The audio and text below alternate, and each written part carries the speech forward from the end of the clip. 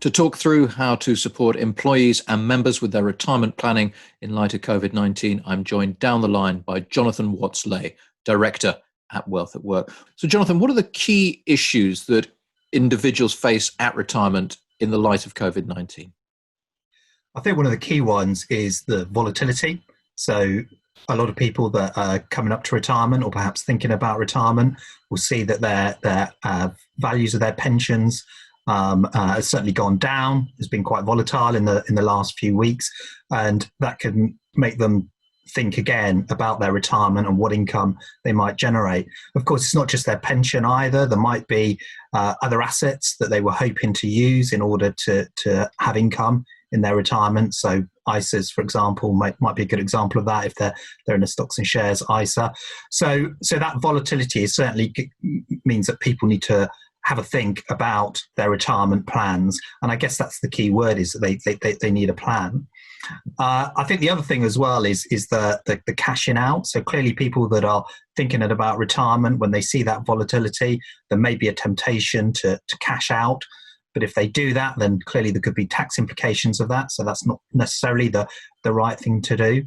And also anecdotally, we've also seen people that are age 55 and over and therefore can access their pension, asking questions about whether they should, actually because of the issues around household income. So COVID-19 has clearly reduced household income for a lot of people. So people are now looking at pension, not for retirement purposes, but actually to fill a hole in their household finances. And again, clearly this can have implications in terms of taxation. It could have implications in terms of the money purchase annual allowance. So again, it's thinking about other things that other assets they might have that they can access, or maybe taking advantage of some of the cost saving initiatives that the government's brought in, so mortgage holidays or debt deferment. And I think the other one, which again we've seen raising its head again, is the whole scamming issue. So we know that there are an increasing number of scams out there. I read that the City of London Police said that fraud had gone up by 400% since COVID-19 had occurred. Now, of course, that's not all pension fraud, but undoubtedly some of that will be in the pension area. So a lot of things that people need to think about. And given that backdrop, what can employers do? I think employers really need to make sure that individuals in the lead up to retirement understand what their options are. So a lot of employers have put in place guidance and support for individuals, certainly as they've turned 50 and they've had to start thinking about glide paths, so how they're invested in the run up to retirement. But a key part of that is ensuring that individuals not only understand what options they have, but also what are the generic advantages, disadvantages of those options. So are they looking to go towards an annuity? Are they looking towards going to draw down? And how might that decision change as they go through the years leading up to retirement? So I think there's an increasing amount of support that's required there. I think one of the interesting things as well is there's been a lot of initiatives around financial well-being generally within the corporate space in recent times. And I think now we've got COVID-19, and the financial implications of COVID-19 will really test to see whether employers are stepping up and making sure they're giving the support that those individuals need. And I think a lot of that support will come in the form of financial education and one-to-one guidance. And a trustee is likely to be pursuing a similar path to that which you've described for employers? I think they are. There's a lot of pressure as well, I think, on trustees. The regulator has put out a number of guidance notes since COVID-19 occurred, and they're using language such as trustees need to step up by whatever means they can, because I think it is this whole notion that, particularly for those in the lead up to retirement, that they've been saving diligently, one hopes, for 40 years. The trustees have been running the scheme equally in a very diligent way, and yet wrong decisions at the point of retirement can mean all those marginal gains through good governance just get lost in a nanosecond potentially. So the support is really, really important.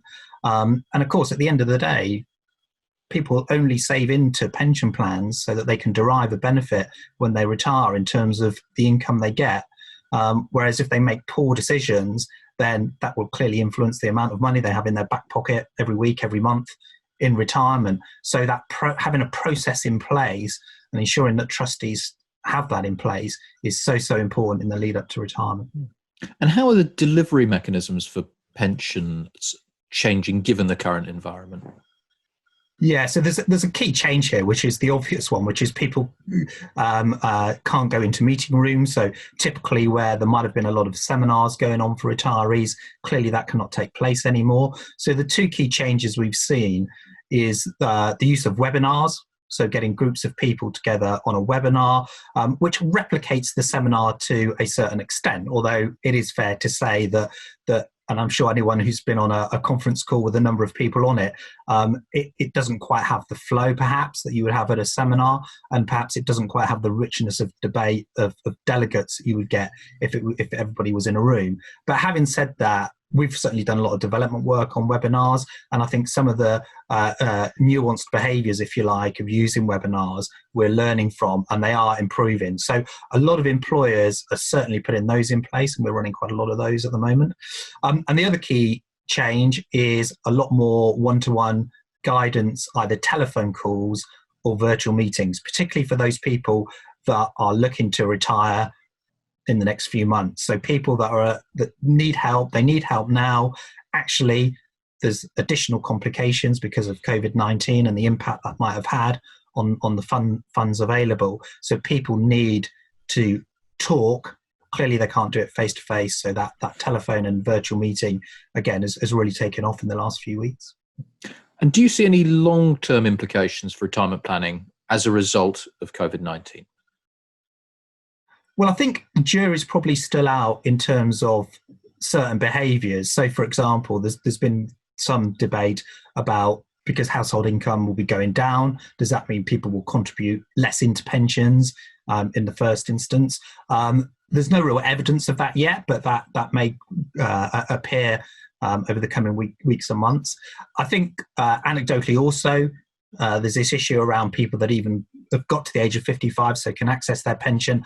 Are they accessing it because they're retiring, or are some of them going to access it because actually they just need extra money? And again, we need to wait and see, I think, over the next coming few weeks as to does that really materialise, that anecdotal evidence. So I think that's one thing.